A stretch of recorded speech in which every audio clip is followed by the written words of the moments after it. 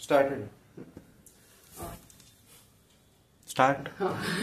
नमस्कार, मी गीताली विनायक मंदाकिनी. मिळून सार्वजनिक मासिकाची मी संपादक आहे.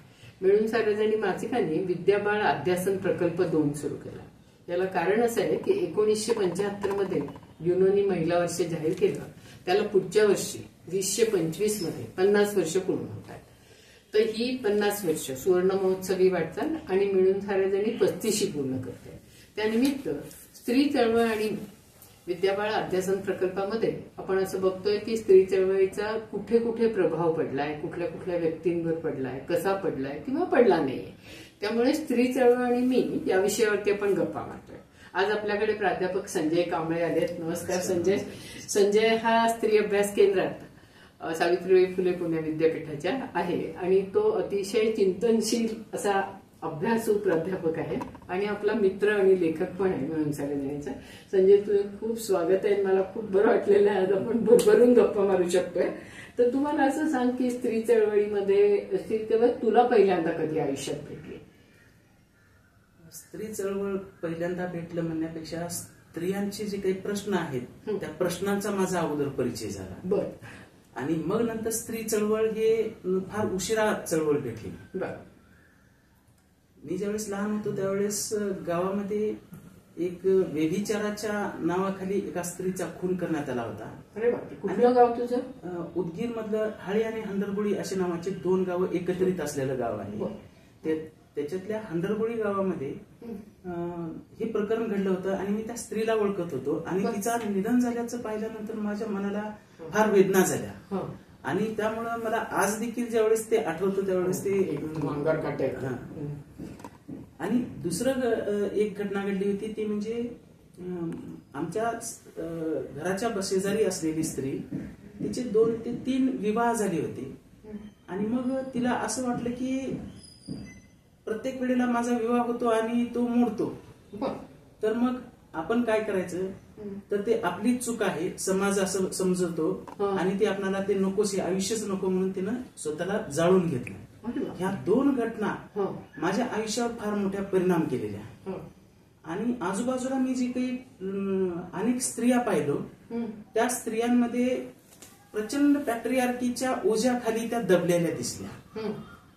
त्यामुळे स्त्री चळवळ ही उशिरा माझ्या आयुष्यात आली, परंतु स्त्री प्रश्न हा अगोदर आला. मग त्याच्यातून मला हे सामाजिक शास्त्र आवडायला सुरुवात झाली. आणि मी ज्यावेळेस मग आंबेडकरवादी चळवळीमध्ये मी काम करायला सुरुवात केलो आणि मग त्याच्यानंतर मग मला स्त्री चळवळ त्याच्या अनुषंगाने पुढे माहिती होती. पण तुझं बालपण कसं गेलं? स्त्री पुरुष समता म्हण किंवा बहीण आहे का? आई वडिलांचं नातं कसं होतं? आई वडिलांचं नातं हे फारसं चांगलं नव्हतं. ते सांगायचं का नाही की असं मी विषय हे करत होतो, परंतु फारसं काही चांगलं नव्हतं. आणि त्याच्यामुळं आईनं मला वाढवलं. मला एक लहान बहीण. मला आयुष्यात कधी अडचण येऊ दिली नाही.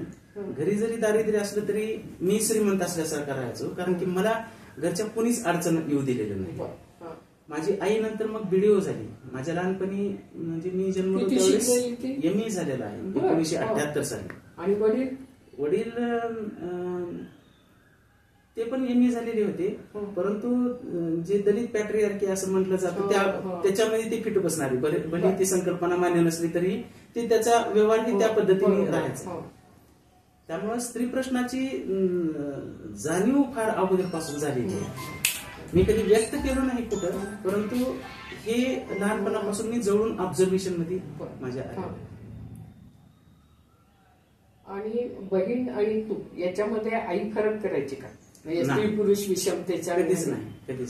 घर मोठं होतं त्याच्यामुळं असले कित्येक लहानसहान किती प्रश्न आले तरी त्याची काही अडचण कधी जाणवली नाही.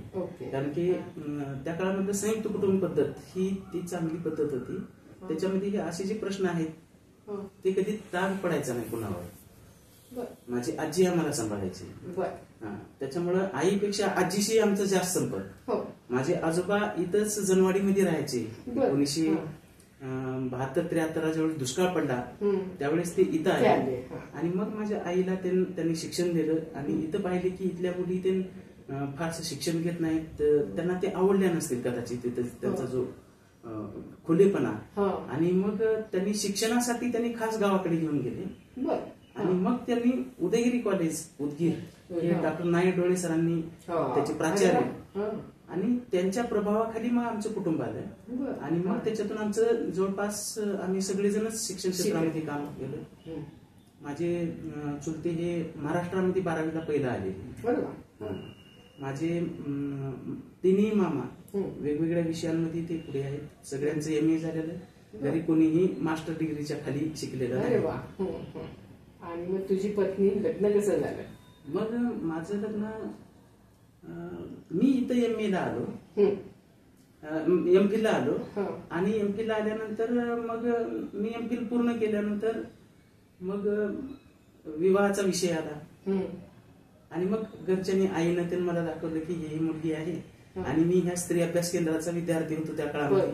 2002-4च्या नंतर 4 ते 6च्या दरम्यान. आणि मी त्या विभागाच्या चिकित्सेने फार प्रभावित झालो होतो.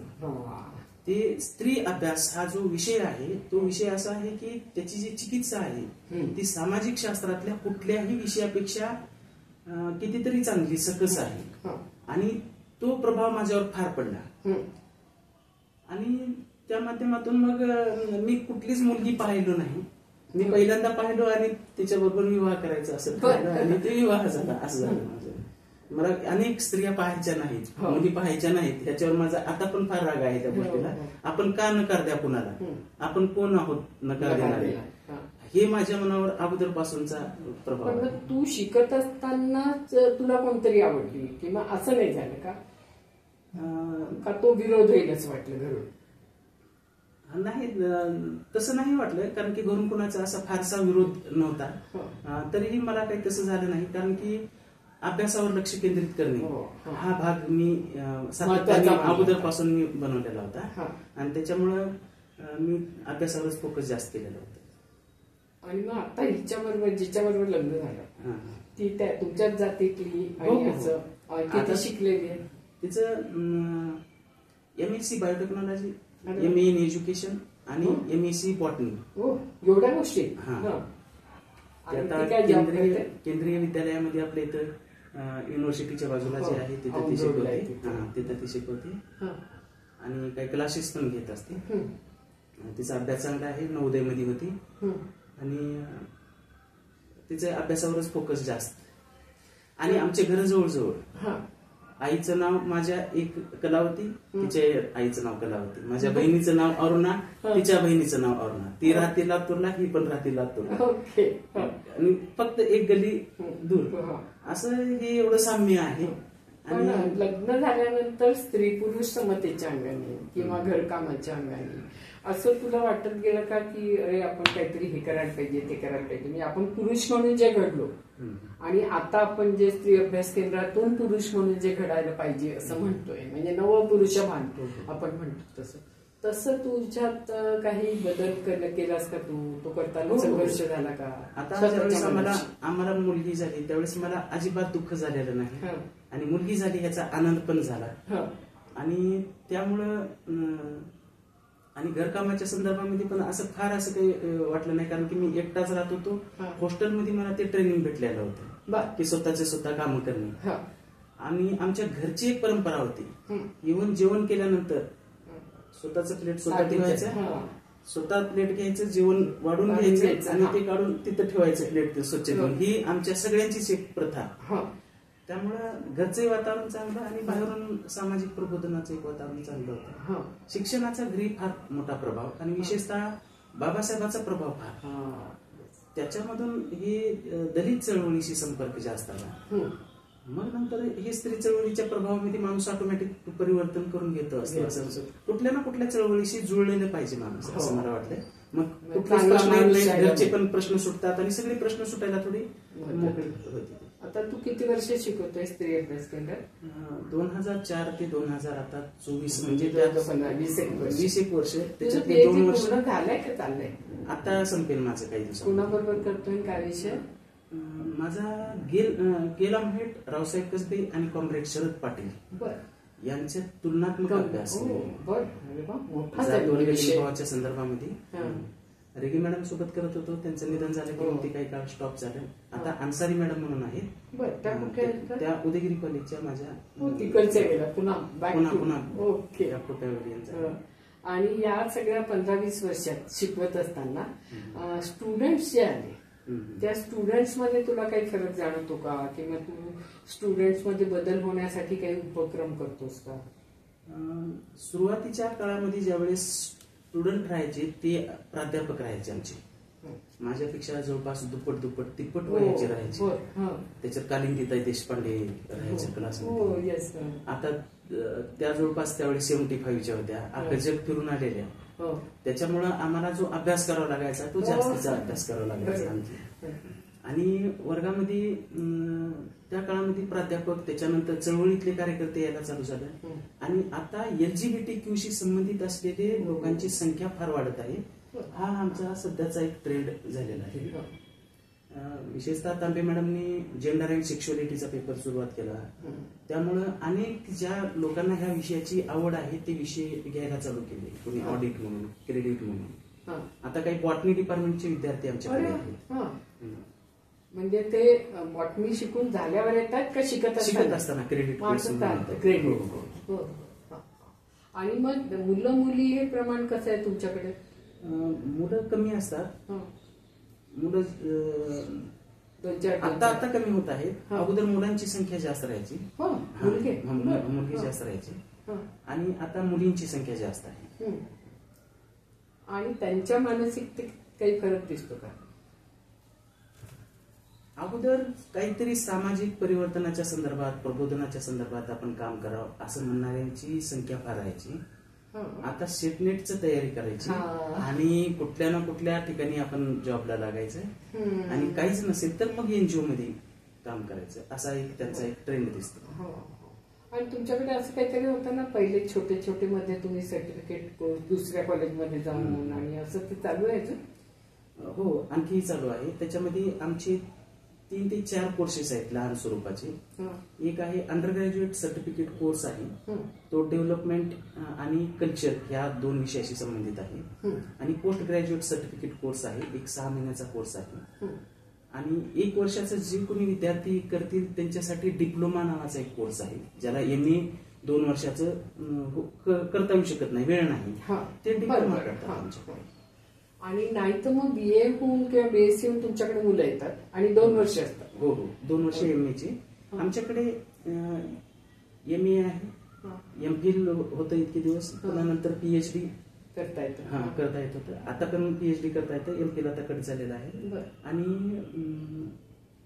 सातत्याने वेगवेगळ्या राज्यातले विद्यार्थी आमच्याकडे, आणि सगळ्या स्तरातले विद्यार्थी, डायव्हर्सिटी प्रचंड.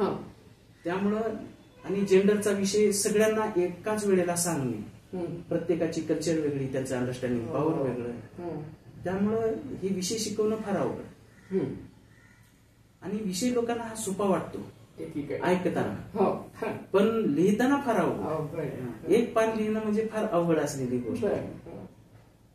आणि कोर्सेस कसे म्हणजे साधारणपणे तुमच्या अभ्यासक्रमात काय तुम्ही सांगता? म्हणजे जसं उदाहरणार्थ सिनेमा, स्त्रीवादी दृष्टिकोनातून बघणं किंवा परंपरा बघणं, असं काही असतं का? 64 कोर्सचा हा क्रेडिट कोर्स असलेला हा कोर्स आहे. MA 4 पेपर प्रत्येक सेमिस्टरला, आणि त्याच्यामध्ये वेगवेगळे विषय आहेत. 16 पेपर आहेत टोटल.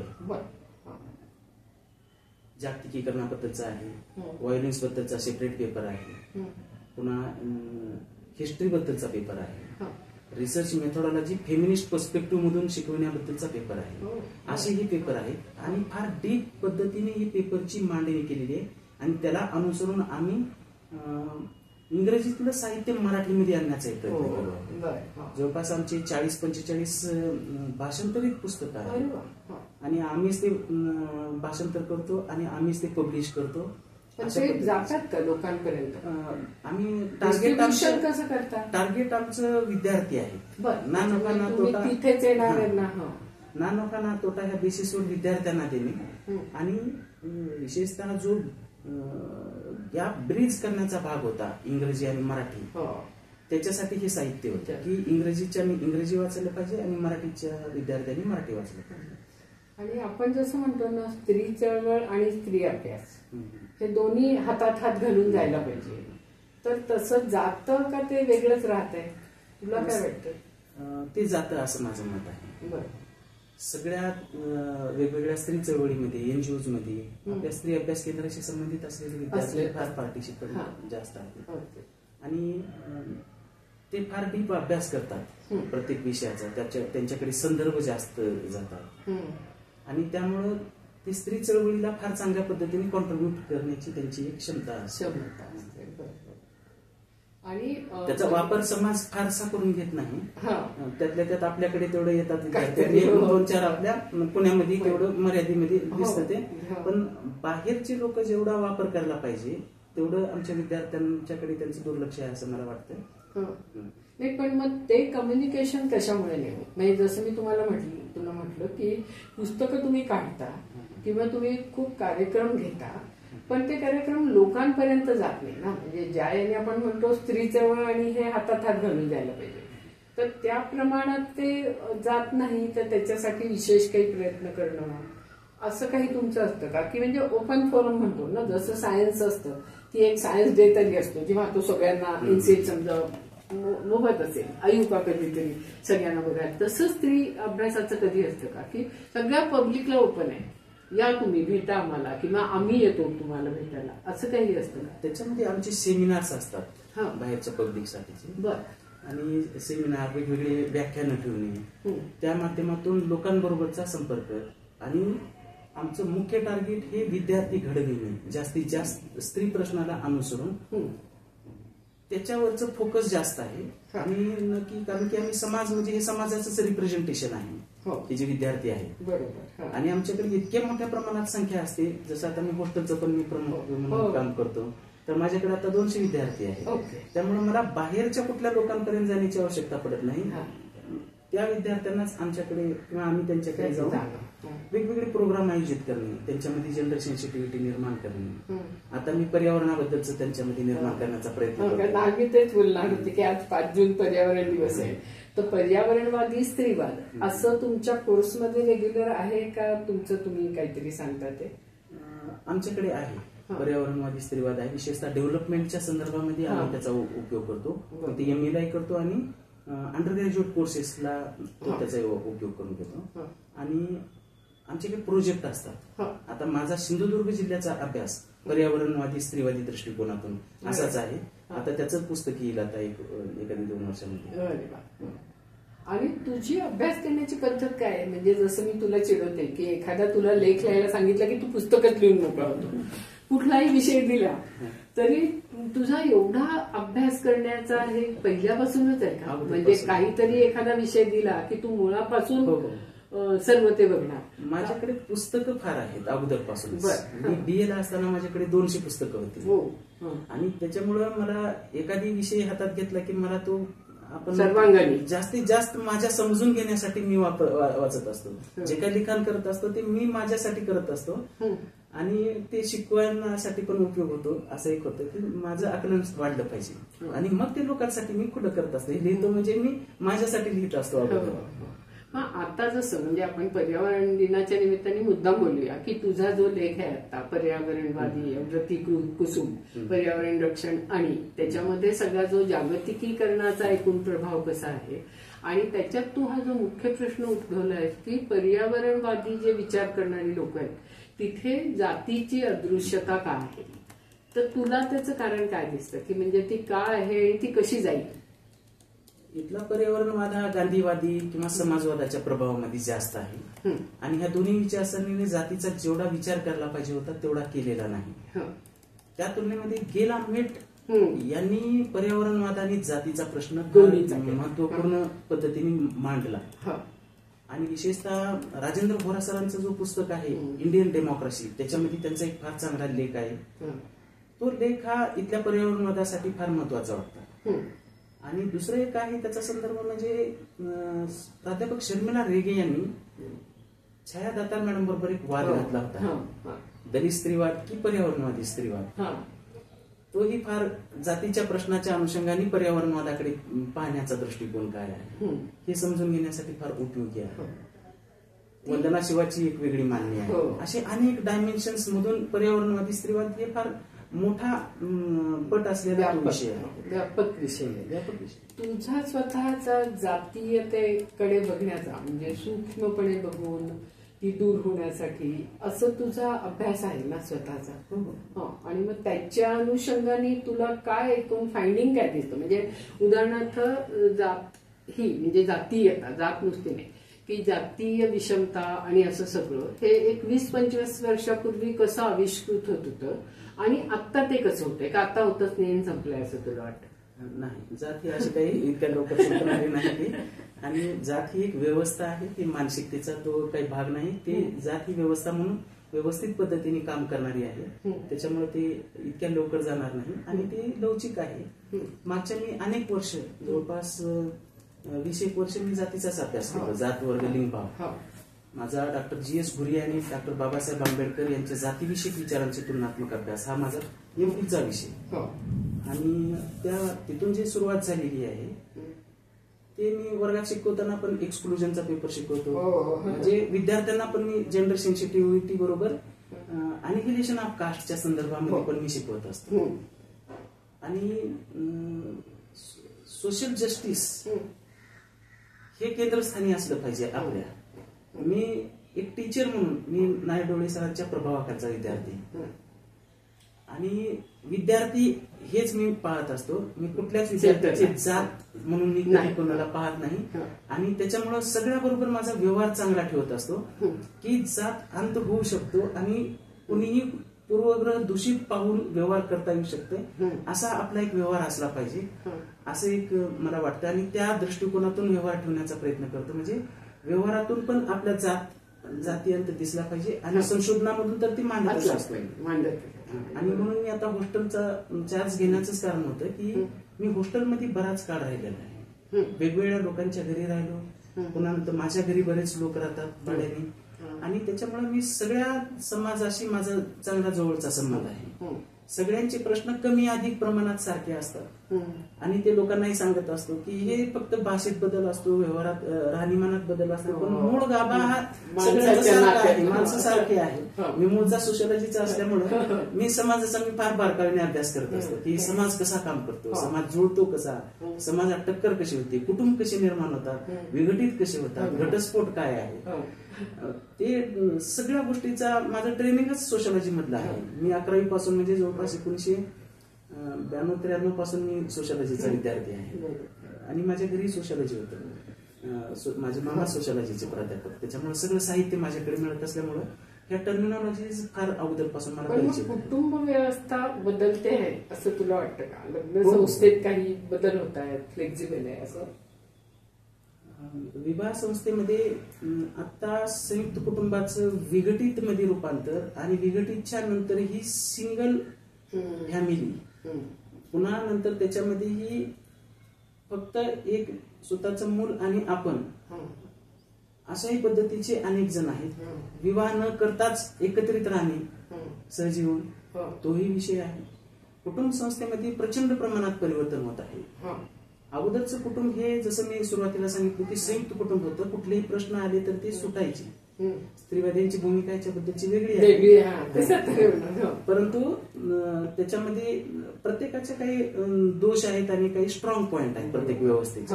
त्याच्यामधला हा भाग त्या काळात होता आणि आताच्या भागामध्ये असं होतं की थोडी काही वाद झाली की ती विकोपाला जातात कुटुंब सध्याची, ही दिसते ती. आणि प्रत्येकाला आपल्याला काहीतरी करायचं आहे जीवनामध्ये आणि कुटुंबामध्ये विशेषतः स्त्रियांची फार अडचण होते आणि त्याच्यामुळे कुटुंब हे नेहमी स्त्री प्रश्नाच्या अनुषंगाने परिवर्तित झालेलं आहे. आणि जे श्रीमंत कुटुंब आहेत त्यांच्यामध्ये असं होतं की ते भांडवली विचाराच्या प्रभावाखाली आहेत. खा प्या मजा करा, उपयुक्तता वाद, एकमेकांचा उपयोग करा आणि बिघडलं तर सोडून द्या. आणि हे आता सध्याला तर असं दिसतंय की जसं आता ते हार्दिक पांड्याचं घटस्फोट झाला, पुन्हा लोक चर्चा केली त्याच्याबद्दल वेगवेगळ्या घटस्फोटाच्या निमित्ताने. कुटुंब हा असा एक विषय आहे की त्याच्यावर कितीही चर्चा केली तरी संपणार नाही असा हा विषय. कारण तो माणसांच्या व्यवहाराचा आहे. माणसांचे व्यवहार हे अतिशय व्यामिश्र असतात.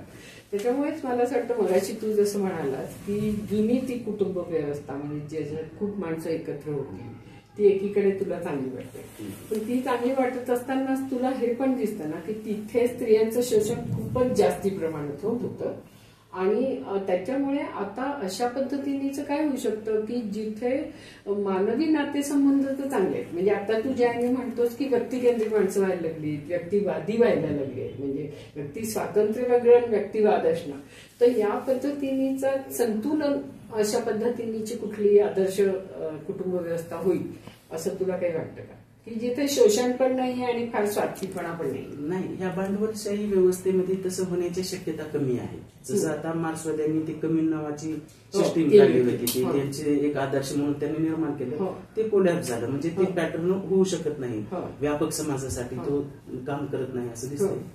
आता इथून पुढे काय होईल काय याची काही अंदाजच यायला तयार नाही. नातेसंबंध असे होत आहेत की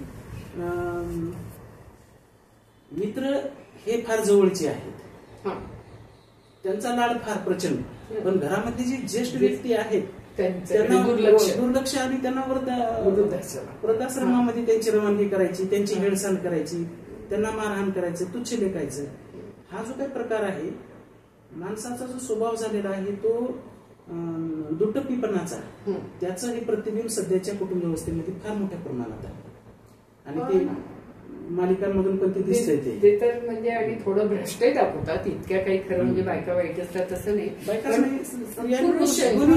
पण दाखवताना ते स्त्रिया जास्ती दाखवतात. मला याच्यात असं म्हणायचं की तू जेव्हा असं म्हणतो की ज्येष्ठांची अवहेलना होतीये, तर त्याच्यामध्ये अवहेलना होते म्हणजे खरं तर आता असं आहे ना की बायका सजग झाल्या, आम्ही नाही, आम्हीच का फक्त सेवा करायची असं म्हणायला लागल्या, तर याच्यात तुला पुरुषांना काही सांगावं असं वाटतं का की पुरुषांनी सुद्धा ज्येष्ठांची सेवा दोघांची जबाबदारी आहे. याच्यामध्ये कुटुंब म्हणले की जे सध्याला दोघ जण आहेत त्या दोघांची सगळी जबाबदारी आहे, जे करती आहेत सध्याची, म्हणून त्या असं नाही की केवळ स्त्रीने करायचं, कारण की जसं आता बागबान पिक्चर पाहिलो आपण, त्याच्यामध्ये दाखवलेलं आहे की सगळा दोष त्या स्त्रीवर टाकायला बघितला जातो, पण पुरुषाचा पण दोष असतो. नटसम्राट मध्ये बघितलं तर की ते जी जबाबदारी आहे ते दोघांनी जोपर्यंत घेणार नाही तोपर्यंत हे प्रश्न कुटुंबामध्ये संपणार नाही. पण त्याच्यामुळे होतंय कसं की तू अशा पद्धतीने कुटुंब नको असं म्हणत असताना सतत पुरुषांमध्ये जागृती करणं, पुरुषांचं भान जागं करणं, त्यांना सेवा त्याग करायला शिकवणं आणि केला पाहिजे असं म्हणायला पाहिजे ना, कारण कसं होतंय की नाही तर आपण जेव्हा बोलतो तेव्हा गृहीत काय आहे आजच्या व्यवस्थेत, तर स्त्रीने हे सगळं, म्हणजे एकत्र कुटुंब असायला पाहिजे म्हटलं की स्त्रीने सगळं करायला पाहिजे, तर एकत्र किंवा मोठं कुटुंब असलं पाहिजे, मानवी नातेसंबंध चांगले असले पाहिजेत असे जेव्हा आपण म्हणतो तेव्हा कुठेतरी पुरुषांना नातेसंबंधांची शिकवण देणं. याच्यामध्ये अडचण काय होत आहे सध्याला सगळीकडे की ज्या सोशल सायन्स मधून हे सगळं प्रबोधन घडवलं जातं ते बंद पडत आहे. आमचा जो मुख्य कन्सर्न आहे डिपार्टमेंट म्हणून की विद्यार्थ्यांना ह्या सगळ्या गोष्टींची जाणीव करून देत असतो आम्ही की हे शोषण काय आहे, शोषणाचा विरोध कसा करायचा, सगळ्याच पद्धतीचे शोषण कसं आहे, शोषणाच्या पातळ्या काय आहेत, ह्युमिलिएशन काय आहे, जसं आता गोपाळ गुरुचं पुस्तक आहे, गुरु सरांनी फार अप्रतिम पद्धतीने त्याची मांडणी केलेली आहे. आणि मग ती थेअरी, अनुभव, ही जी काही गोष्टी आहेत त्या सगळ्या सोशल सायन्स मधून येतात आणि त्याच्याकडे पाहण्याचा सरकारचा दृष्टिकोन, लोकांचा दृष्टिकोन, न्यूजपेपर सरळ लोकांची बुद्धिमत्ता कशी वाढेल हा माझ्या पुढचा मुख्य कन्सर्न आहे. म्हणून मी जसं भावनिक बुद्धिमत्ता, टोटल बुद्धिमत्ता अशी भावनिक, कौटुंबिक, सध्या सगळ्या गोष्टीकडे पाहण्याचा जो दृष्टिकोन आहे तो त्यांचा फार समतावादी असला पाहिजे, न्यायवादी असला पाहिजे आणि हे घडतं केवळ सोशल सायन्स मधून आणि सामाजिक चळवळीमधून, ते कशातूनच बाकीच्या घडत नाही असा एक माझा समज आहे. आणि ते कमी ते कमी पडतं, त्याच्याकडे दुर्लक्ष होतं म्हणून या सगळ्या गोष्टी घडतात. मग केवळ आपण अपेक्षा करतो, पण त्या अपेक्षा फलद्रूप न होण्याचं कारण इथं येतं की आपण त्याची मानसिकता, समाज व्यवस्था त्या पद्धतीने मुक्तिदायी घडवू शकलो नाही आणि ती जी जबाबदारी शिक्षण क्षेत्रातून व्हायला पाहिजे होती त्याच्याकडे दुर्लक्ष झालं लोकांचं आणि रोजगाराभिमुख कोर्सेसला जास्त महत्व दिलं आणि शिक्षणातून होऊ शकतं. आता आम्ही शिक्षणामधूनच आम्ही ह्या विचाराचे झाले. तुला पुढचं काय दिसतंय तुझं भवितव्य? म्हणजे एकूण सामाजिक काम म्हण, कौटुंबिक आणि शैक्षणिक याच्यात विशेषतः. मला वाटतं की शिक्षण क्षेत्रामध्ये सरकारने इतका हस्तक्षेप केला, जी ऑटोनॉमी अगोदर होती त्याच्यामध्ये प्रचंड प्रमाणामध्ये हस्तक्षेप करायला सुरुवात केली, अभ्यासक्रम बदलायला सुरुवात केली. आमचा जो बेस आहे तो शिक्षण क्षेत्र आहे, त्याच्या माध्यमातून लोकांमध्ये प्रबोधन घडवलं. तर त्याच्यामध्येच जर व्यवसाय भिमुक्ताच जास्तीच्या प्रमाणामध्ये ऑटो नीट करायचे, फॅन नीट करायचे असले कोर्सेस जर येत असतील तर मग माणूस कुठून नीट होणार, असा हा विषय आहे. आणि मला असं भवितव्य वाटते की समाजामध्ये सामाजिक चळवळीच्या माध्यमातून प्रबोधन घडवलं तर समाजामध्ये मोठ्या प्रमाणात परिवर्तन होऊ शकतं. परंतु चळवळी घडण्यापेक्षा आंदोलनं घडतात जी तत्कालीन असतात. चळवळ ही दीर्घकालीन असते आणि त्याच्यामुळं आज लोकांना स्त्री चळवळ त्याचं महत्व वाटत नाही, आंबेडकरवादाचं महत्व वाटत नाही ना गांधीवादाचं ना समाजवादाचं. त्यांना फक्त खा प्या मजा करा हा उपभोगवाद जास्त दिसतो. त्याच्यामुळं सामाजिक परिवर्तनाची ज्यांना जाण आहे अशी तुमच्यासारख्यांची पुन्हा मॅडमची फार आवश्यकता आहे. पण तू स्वतःच्या आयुष्यात काय करायचं ठरवलं म्हणजे त्या दृष्टीने जास्ती जाण्यासाठी? म्हणजे आतापर्यंत तू केलंच आहेस खूप.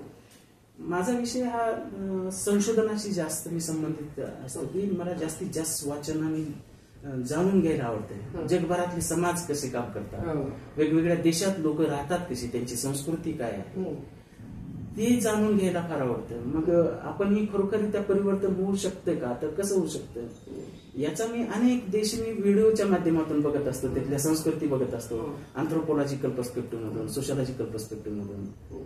तर ते बघत असताना मला असं जाणवतं की आपला समाज पण कालांतराने होईल, वेळ लागेल, कारण की आपण सरंजामशाही मधून आलेले आहोत. आणि त्याच्यामुळे माझं एक म्हणणं असं असतं की समाजामध्ये परिवर्तन होणारच आहे, याच्यावर माझा एक विश्वास आहे. आणि कितीही कसलीही आपण व्यवस्थेतून आलो असलं तरीही आताच्या जनरेशन मध्ये मला विश्वास वाटतो, एवढं होऊन सुद्धा विश्वास वाटतो की त्याच्यामध्ये समाजामध्ये घडणार आहे चांगलं काहीतरी.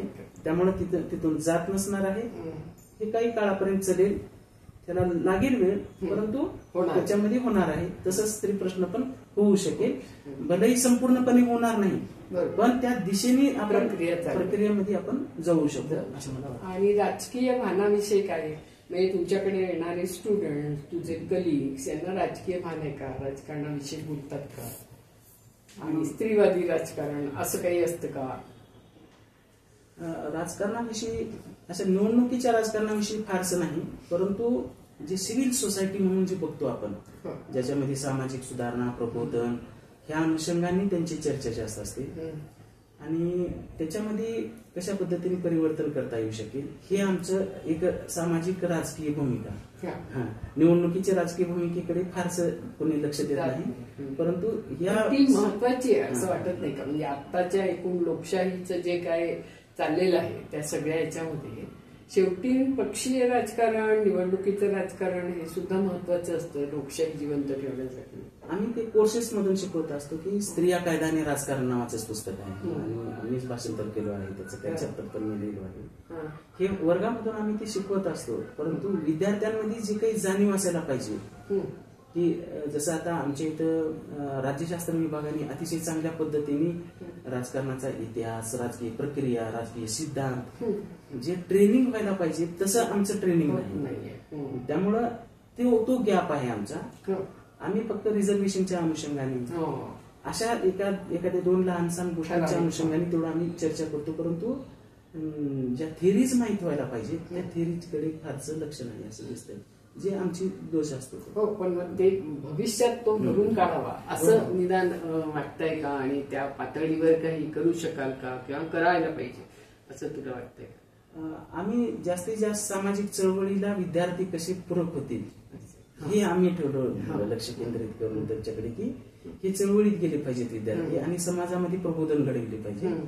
निवडणुकांच्या राजकारणामध्ये तिथं पैसा, एनर्जी फार लागत असते, त्याच्यामुळं हे काम सिव्हिल सोसायटीमध्ये परिवर्तन घडवणं हे प्रायोरिटीने करण्यात येणार आहे. महत्वाचं काम आहे असं वाटतं. किंवा राजकारणात निवडणुकीमध्ये रिफॉर्म होण्याची गरज आहे आणि त्यासाठी तरी निदान एक काहीतरी दबाव गट म्हण किंवा त्या पद्धतीनेच काम. त्यासाठी बहुतांश वेळेला असं होतं की हे आता पुण्यासारखं शहर तरी राजकीय दृष्टिकोनातून फार जागरूक असलेलं शहर आहे. इथं अनेक लोक त्याच्यामध्ये काम करतात. तर आपल्याला समाजाला असे लोक प्रोव्हाइड करणं जरुरी आहे जी इथं पुढे चालून कुठल्याच कालखंडात सती प्रथा होणार नाही, पुन्हा हुंडाबळी जाणार नाही, अशा समाजाची जरूरत आहे. म्हणजे प्रतिक्रांती कशी होणार नाही आणि समाज हा प्रत्येक वेळेला उन्नत कसा होईल हे फार महत्वाचं काम आहे. निवडणुकीमध्ये कोणी पराभूत होईल, निवडून येईल, काहीतरी होईल, त्याच्याबद्दलचे बरेच लोक आहेत, त्याचे तज्ज्ञ आहेत. परंतु आमचा कोर विषय हा समाजामध्ये परिवर्तन झालं पाहिजे या विषयावरचा आहे आणि ते सातत्याने हळूहळू होत. समाज परिवर्तनाच्या साठी आपण पुन्हा जरा कौटुंबिक याच्याकडे येऊया की मुलीला वाढवताना तुला कसं दिसतंय की चॅलेंजिंग वाटतंय का, किंवा तू काहीतरी ठरवलंयस की मुलीच्या बाबतीत हे नाही होऊ द्यायचं, मी असं नाही करणार किंवा बायकोनी असं करू नये, असं काही तुला वाटतं? नाही, मुलीला तर मी आता डान्सच्या क्लासला टाकलेला आहे, त्या अतिशय चांगल्या पद्धतीने डान्स पण करते. लहान आहे पण तिला कधीच तिच्यामध्ये स्टेज करेज असलं पाहिजे असं माझी फार इच्छा होती. मी क्रिकेट खेळायचं लहानपणी, मोठ्या पब्लिक मध्ये खेळायचं, त्याच्यामुळे मला स्टेजची अशी भीती नाही की ती पब्लिक पुढे मी सहजरित्या जाऊ शकतो. पण मग ते मला मुलीमध्ये आणायचं होतं, त्याच्यामुळे मग मी ते मुलीमध्ये आणण्याचा प्रयत्न केलो. आज ती 4-4, 5-5 हजार लोकांपुढे जाऊन पोएम म्हणू शकते, भाषण करू शकते, डान्स करू शकते. ती आता 6वीला गेली आहे. आणि पत्नीने पुढे जाण्यासाठी म्हणून काही विशेष? पत्नीला आता वेगवेगळे अभ्यासक्रमाच्या परीक्षा द्यायला सांगत आहे, पण ती सायन्सवर तिचं फार फोकस आहे आणि माझं सोशल सायन्सवर आहे. चांगलं की सायन्सवर फोकस, आणि त्याच्यामुळे मी म्हणत आहे की वेगवेगळ्या परीक्षा देत राहायचं. आपल्याकडे वेळ आहे, आपल्याला नाही असं काही नाही, अशी अडचण काही नाही, तर मग त्याच्यासाठी आम्ही प्रयत्न करत असतो आणि त्यासाठी घरकाम करतो, म्हणजे तिला मदत करतो ना. मुलाला करतो, ते सकाळी 7-7:30ला जात असते, ते काही जबाबदाऱ्या ते काही जबाबदाऱ्यांनी ते 7:30ला गेली की मग मी मुलांना आंघोळ घालणे, स्कूलमध्ये सोडणे. तुला का 2 मुलं?